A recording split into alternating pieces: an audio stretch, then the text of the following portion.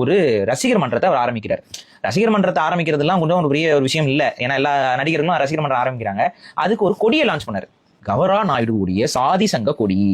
அது கவரா நாயுடுவா? ஆமா, நீங்க நினைக்கிறீங்கல்ல என்னது கவரா நாயுடு அப்படின்னா, சோ கவரா நாயுடுங்கிற ஒரு சமூகம் இருக்கிறது தமிழ்நாட்டில். அதாவது ஒரு சமூகம், ஒரு சாதிய சமூகம். நாயுடுல ஒரு சப்செக்டோ அது. ஆமா, நாயுடுல ஒரு குரூப், அவங்க கம்மா ஒரு அவங்களுக்கும் ஒரு தனித்துவமான ஒரு கொடியாக வச்சிருக்காங்க. அது கவரா நாயுடு கொடி அப்படின்னு சொல்லி ரெட் வித் ஒயிட்டோட போட்டு, அதுக்கு என்ன இதெல்லாம் தெரியல, ஸ்டார் வர அநேகமா வந்துட்டு வெள்ளை என்பது எங்கள் மனசை குறிக்கும், சிகப்பு என்பது எங்க ரத்த சரித்திரத்தை குறிக்கும், ஏதாவது ஒரு கதை அடிப்பாங்க. சோ அது என்னத்தையோ குடிச்சிட்டு போட்டுட்டோம். சோ அப்படி ஒரு கொடியை வந்து வச்சிருக்காங்க. சரி, ஓகே, அதான் அவங்க கொடி. ஆனா அந்த கொடியை எவர் தூக்கிட்டு வராரு அப்படின்னா, அங்கதான் லிங்கே கிடையாதுன்னு நினைப்பீங்க. ஆனா இருக்கு. இதுக்கு ஆதாரத்தை கொடுப்பது யார் தெரியுமா? கஸ்தூரி ராஜா. கஸ்தூரி ராஜா யாரும் தெரியுமா? அப்பா அண்ணன்.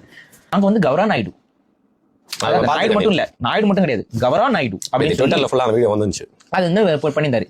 அந்த இடத்துல கூடயே கவரா நாயுடுன்னு சொல்லும் பொழுது கஸ்தூரி ராஜான்னு பேரை போடுவாங்க. அந்த கஸ்தூரி ராஜாங்கிற அந்த பேர் இருக்கு பாத்தீங்களா, அதுவும் இதுவும் ஒரே கலர், ரெட் வித் ஒயிட். என்னங்க இது?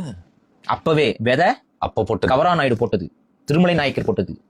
எனக்கு இப்ப ஒரு டவுட், திருமலை நாயக்கர் கவரா நாயுடுவா கம்மா நாயுடுவா?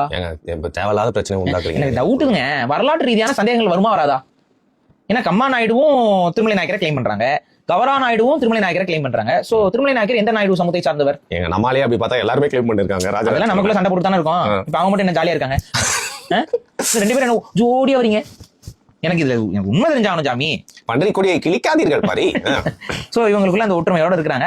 இருந்தாலும் அது ஒரு தனித்த அடையாளம் இருக்கு பாத்தீங்களா? அதுலதான் வந்து தனுஷ் அவர்கள் இப்ப ஒரு வேலையை பண்றாரு. என்னன்னா, தனக்கு ரசிகர் மன்றம் மட்டும் அவர் ஆரம்பிக்கல.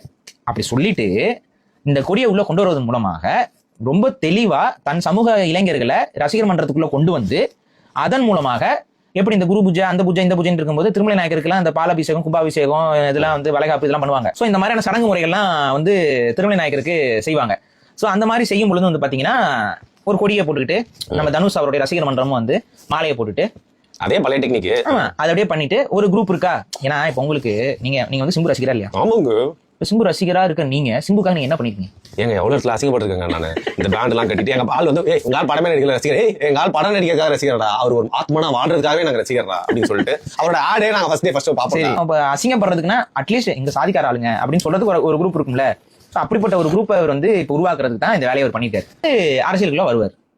இது நமக்கு முன்னாடியே தெரிஞ்சதுதான், நம்ம முன்னாடியே சொல்லியும் இருக்கோம். தனுஷுக்கு வந்து அரசியலுக்கு வரக்கூடிய ஆசை இருக்குன்னு. இது நம்ம மட்டும் ரிவீல் பண்ணல, கஸ்தூரி ராஜா அவர்களே ரிவீல் பண்ணிருக்காங்க. பேரன்கள்லாம் வந்து இழிச்சவா பயிலுங்க.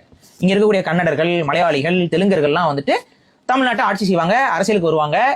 ஏன்னா தமிழன் அரசியலுக்கும் வரமாட்டான், அரசியலே செய்ய மாட்டான், சினிமா விசில் அடிச்சுட்டு இந்த கொடியோட புடிச்சுக்கிட்டு ரோடா சுத்துவான்.